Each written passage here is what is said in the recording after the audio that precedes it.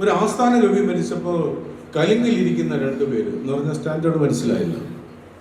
കലിങ്കിലിരിക്കുന്ന രണ്ടുപേര് പറഞ്ഞു, ഡേ ഒരു വേക്കൻസി വന്നതായിട്ട് കാണുന്നു, ആസ്ഥാന കവി മരിച്ചിരിക്കുകയാണ്, നമുക്ക് ഒന്ന് അപ്ലൈ ചെയ്താലോ? അപ്പം അവൻ ഇച്ചിരി കൂടെ ബോധമുണ്ട്. അവൻ പറഞ്ഞാൽ നമ്മൾ കവിതയും കൊണ്ട് വേണ്ടേ പോകാൻ, കവിത ഉണ്ട്, നമുക്ക് ശരിയാക്കാം. ഇങ്ങനെ ഇവർ രണ്ട് കവിതകൾ, അവനൊരു കവിത ഇവനൊരു കവിത രാജാവിൻ്റെ മുമ്പേ അവതരിപ്പിക്കാനാണ്. ഒരുത്തൻ്റെ കവിതയുടെ പേര് ചൊറി എന്നാണ്.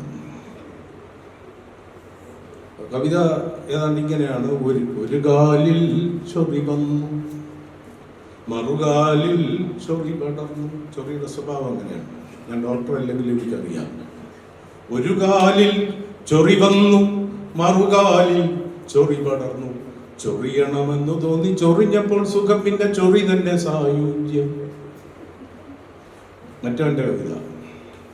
അവൻ പറഞ്ഞു, ഇങ്ങനെ പോയാൽ ഒക്കില്ല, ഇതൊക്കെ ഇതെന്തോന്ന്, ഇത് കാർട്ടൂൺ കവിത പോലെ ഉണ്ട്, ഇത് നീ കൊണ്ടുപോവാ. പക്ഷെ മഹാകാവ്യമാണ് അവിടെ എടുക്കുന്നത് കൂടുതൽ. മഹാകാവ്യം എന്ന് പറയുമ്പോൾ 1,00,000 വരി വേണം, ലൈൻസ് വേണം. അത് നീ 1,00,000 ലൈൻസ് ഞാൻ എഴുതി, ആള് വിട്ടുമൊക്കെ എഴുതിക്കേണ്ടി വന്നു. എല്ലാം കൊണ്ട് വലിയൊരു കെട്ടുമായിട്ട് വന്നിരിക്കുന്നു. അവിടെ ചെന്നു, രാജാവിൻ്റെ അടുത്ത് ഈ കവി പോയ വേക്കൻസിയിൽ വന്നാണെന്ന് പറഞ്ഞു. ഉടൻ തന്നെ സഭ കൂടി. രാജാവിന് എല്ലാവരും ഫില്ലായിരിക്കണം, കവികളൊക്കെ ഫില്ലായിരിക്കണം. സഭ കൂടി. ആസ്ഥാന പണ്ഡിതരുണ്ട്, ആസ്ഥാന ജൂനിയർ കവിയുണ്ട്, എല്ലാവരും ഉണ്ട്.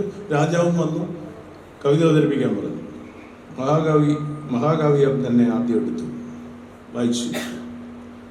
ഒന്നുകൊണ്ടറിയണം രണ്ടിൻ്റെ ബലാബലം, രണ്ടുകൊണ്ടറിയണം മൂന്നിൻ്റെ ബലാബലം, മൂന്നുകൊണ്ടറിയണം നാലിൻ്റെ ബലാബലം, നാലുകൊണ്ടറിയണം രണ്ടിൻ്റെ ബലാബലം. രാജാവ് എല്ലാവരും ഒന്ന് നോക്കി. ഇപ്പോൾ രാജാവ് ഇങ്ങനെ ഇരിക്കുന്നുണ്ട്, എല്ലാവരും വളരെ സീരിയസ് ആയിട്ട് എന്തോ പുതിയ കാര്യം പറയുന്ന പോലെ കേട്ടുകൊണ്ടിരിക്കുകയാണ്. കുറച്ചു നേരം കഴിഞ്ഞപ്പോൾ അവൻ പറയുന്നു, 147 കൊണ്ടറിയണം 148ന്റെ ബലാബലം, 148 കൊണ്ടറിയണം 149ന്റെ ബലാബലം.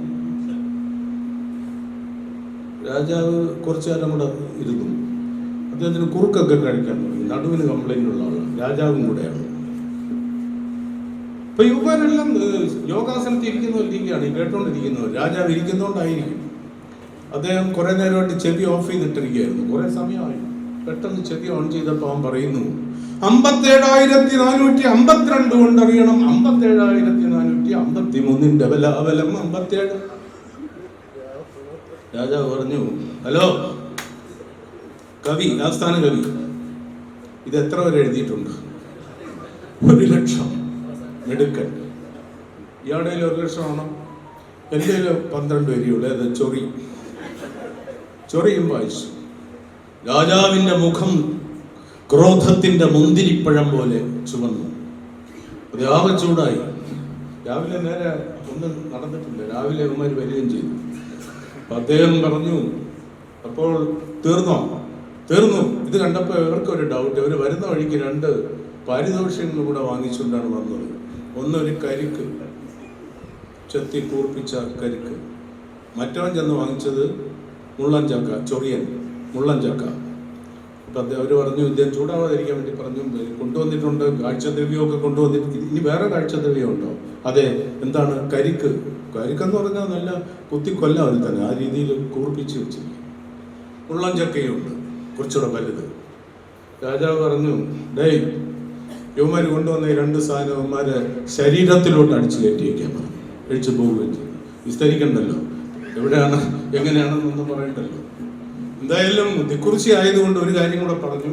ഈ കരിക്കിന്റെ പ്രയോഗം നടക്കുമ്പോൾ അവൻ ഒരേ ചിരി. ഇവിടെ എന്തിന് ചിരിക്കുന്നത്? ഭയങ്കര വേദനയില്ലേ ഇത്? അവൻ പറഞ്ഞ അതല്ല, ഞാൻ അവൻ്റെ അടുത്ത് നല്ലപോലെ പറഞ്ഞാണ് മുള്ളൻ ചക്ക വാങ്ങിക്കരുതേ, വാങ്ങിക്കരുത്.